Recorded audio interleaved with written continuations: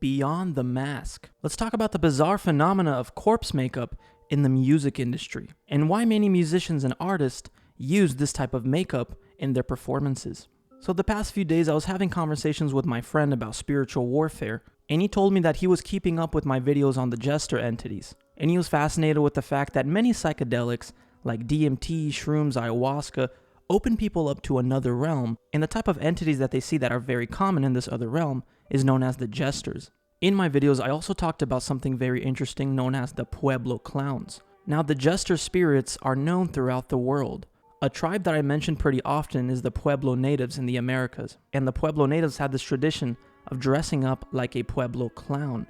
It's basically a spirit that they honor by dressing and acting like this spirit. Like, for example, here's a picture of a Pueblo man dressed as a Pueblo clown.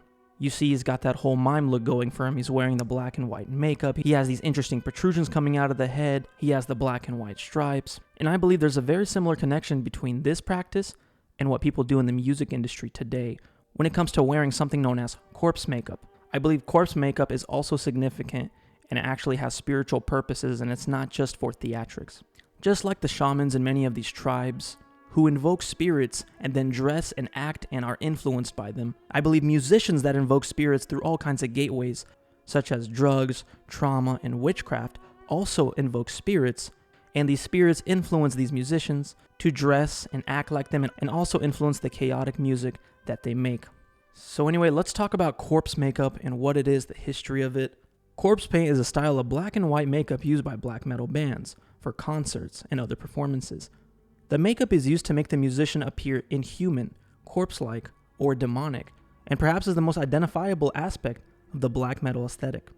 Corpse paint typically involves making the face and neck white and making the area around the eyes and lips black, just like the Pueblo natives, who dress up like the Pueblo clowns. Alice Cooper, the band Kiss, and guitarist Zal Clemenson of the sensational Alex Harvey Band, whose makeup, colorful clothes, and menacing demeanor evoked the evil clown trope.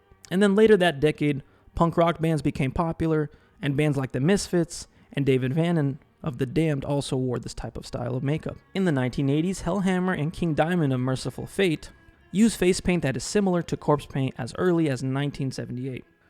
But yeah, guys, you get the point. Many of these bands use the same similar style of makeup, and it's known as corpse makeup. Like a band that's very interesting in my view is the sensational Alex Harvey Band. It was a Scottish rock band formed in Glasgow in 1972. And the band had this jester-like aesthetic to them, just like the Pueblo natives who dress up like the spirits that they invoke, the Pueblo clowns. Then there's a very interesting British punk rock band from the 1980s called the Addicts. This is a band my friend told me about, and this band is very interesting because the main singer dresses up like a jester, again with that corpse-like paint. In fact, in some pictures, he's not just wearing the makeup, he's actually dressed up in black and white clothing. Like this picture is super fascinating and aligns with what I've been talking about concerning spiritual wickedness in high places. Here you see his pants are black and white zigzag patterns, and then the shirt that he's wearing is a black and white checkerboard-like pattern. These are the type of patterns that people see on psychedelics when they blast off into this other realm and they see these jester-like entities. And of course, the rest of his bandmates are dressed up as the Droogs from the movie The Clockwork Orange. That movie is basically about this gang that's dressed up in all black and white, and they cause chaos in their city for their own amusement. So yeah, very interesting stuff. Like in this picture, as you can see, there's a checkerboard floor. The main singer is dressed up in a jester outfit, checkerboard and zigzags, same type of patterns people see on psychedelics when they blast off into this other realm. But yeah, very interesting stuff that there seems to be a common pattern with all of these bands and musicians. You know, what is this obsession with the black and white, the jester makeup, the clown makeup? Bands like Kiss and artists like Alice Cooper.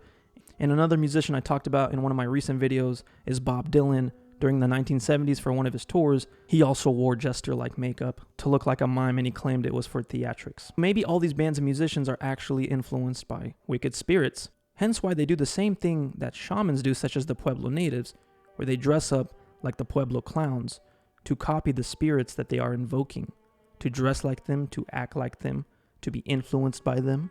Corpse paint was also popular with the black metal scene. In the late 80s and early 90s, one famous Norwegian black metal band that used this style of makeup is known as Mayhem. A lot of their music was very violent, promoting violent lyrics. This is one of the reasons I think wicked spirits have a lot to do with the music industry.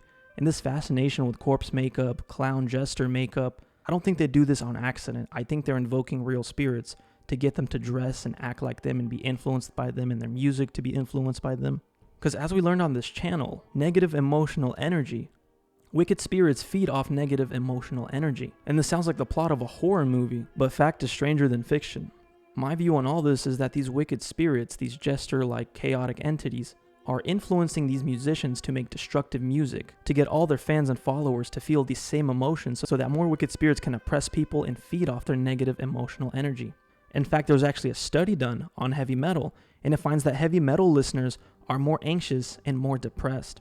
Anxiety, depression are high among young heavy metal fans. And as we learned on this channel from my talk with a psychotherapist that believes in demons, and all these experiences I've been talking about, and all the research I've done on this, wicked spirits feed off negative emotional energy. As the Bible says, the enemy comes to steal, kill, and destroy. They are spiritual parasites. They operate in stealth. As Ephesians says, we're not battling with flesh and blood.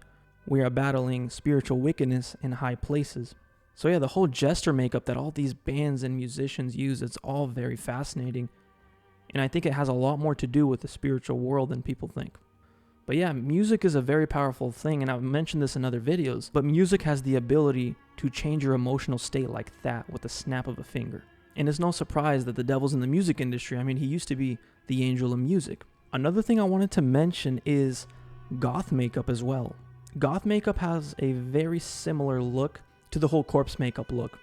In fact, there was a study that showed that teenagers who identified strongly with being goth at age 15 were 3 times more likely to be clinically depressed, and were 5 times more likely to self-harm at age 18 than young people who did not identify with the goth subculture. So again, the goth subculture, they also have this similar look. They often wear all black or black and white or black and white stripes, and they have this like same type of makeup, right? The pale face, black lipstick, black eyeliner. There's also a common pattern with them. Many of them have experienced traumatic events growing up. Wicked spirits give them intrusive thoughts and tell them things like nobody loves you, you should isolate yourself, you don't need anybody, you'll never be successful, you're ugly, saying all these awful things. They're wicked spirits who come to you during times of emotional distress because that's what attracts them. Negative emotional energy to them is like sharks smelling blood in the ocean. But yeah guys, thank you so much for watching. I hope you found this fascinating. If you would like to support this channel, I do have a Patreon. Shout out to all my patrons. Thank you so much for your support and making these videos possible and helping me find more time. Let me know all your thoughts in the comments below. Like, share, subscribe, and turn on post notifications, and we are out. All right. And we are out. Love you guys. Till next time.